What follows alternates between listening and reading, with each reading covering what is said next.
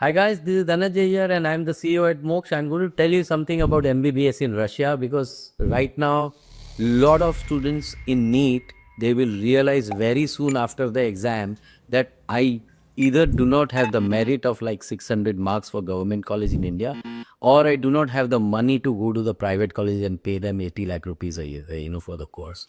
So in that case अगर मेरा budget 25 से 30 लाख रुपया है बट मेरा एस्पिरेशंस डॉक्टर बनने का है, मुझे डॉक्टर किसी और कुछ बनना ही नहीं है, तो मैं क्या करूँगा? I will try to think about going abroad. And in abroad, the largest number of students who are going abroad is for Russia. Since 1996 बच्चे लोग रशिया जा रहे हैं और रशिया जाने के कारण बहुत सारे हैं.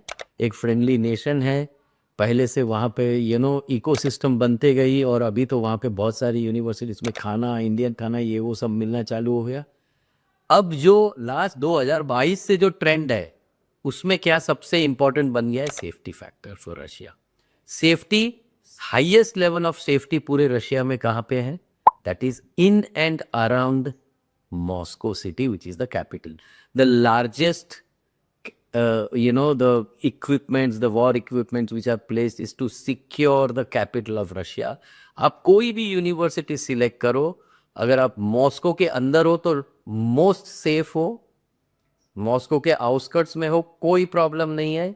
जैसे जैसे आप मॉस्को से लंबा जाते जाओगे वहाँ, और अगर वो उसमें भी अगर जैसे कोई ऐसी यूनिवर्सिटी है जो बॉर्डर के नज़दीक है, तो वहाँ पे यूक्रेन बॉर्डर के नज़दीक में है जो वेस्टर्न पार्ट ऑफ रशिया है, तो अगर और ईस्टर्न पार्ट ऑफ यूक्रेन और वेस्टर्न पार्ट ऑफ रशिया दोनों कनेक्टेड है, ठीक है ना, बहुत लंबी बॉर्डर है.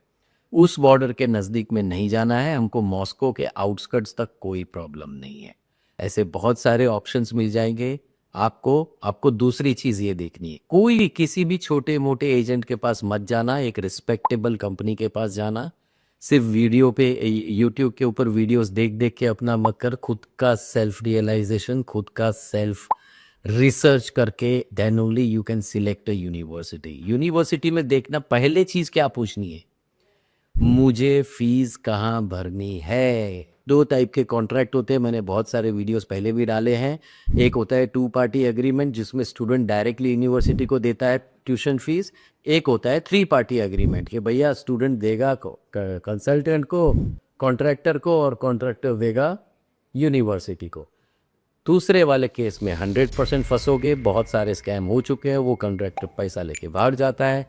आपका ट्यूशन फी, पढ़ाई का ट्यूशन फी क्यों आप कॉलेज को नहीं दोगे और किसी आदमी को दोगे? फंस जाओगे. सो रशिया में ये सेकंड चीज़ जो सबसे इम्पॉर्टेंट है, वो कैसे फीस देनी है वो अपने को पता करनी है. तीसरी चीज़, रशिया में 3 टाइप के कोर्सेज होते हैं. एक होता है इंग्लिश, एक होता है बाइलिंगुअल 3 साल इंग्लिश 3 साल रशियन, और एक होता है फुल्ली रशियन टॉट प्रोग्राम्स. अब आपको कौन से कोर्स में जाना होता है? इंग्लिश में आपको यूनिवर्सिटी लिख के देनी चाहिए कि this course is in English for all through out 6 years. Many universities like Oral State University gives you in writing.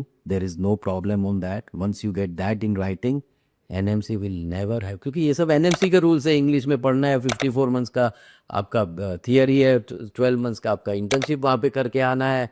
आपका जो जो रूल्स है सारे कुछ उस लेटर में क्लैरिफाइड रिकन्फर्म होके आने चाहिए, तभी आपको शांति से यहाँ पे लाइसेंस एग्ज़ाम देने को देंगे NMC वाले.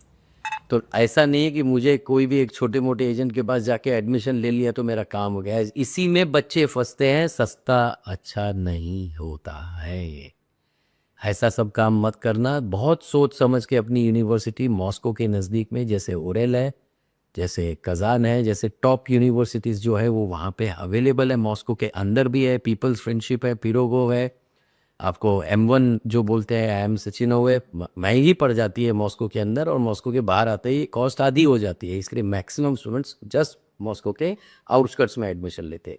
इंग्लिश में है प्रोग्राम, वो लिख के देगा, और 2 पार्टी एग्रीमेंट होना चाहिए. फीस आप डायरेक्टली भरने चाहिए. अगर बाय मिस्टेक एजेंट ने बोला कि हाँ मेरा बंदा रशिया में, उसको दे देना. मतलब आप भैया लिख के लो एजेंट से कि भाई फीस किसको देनी है, हॉस्टल का पैसा किसको देना है, फर्स्ट ईयर का 6,000 का पैकेज है, मुझे दे देना. आप फंस गए. Thank you guys.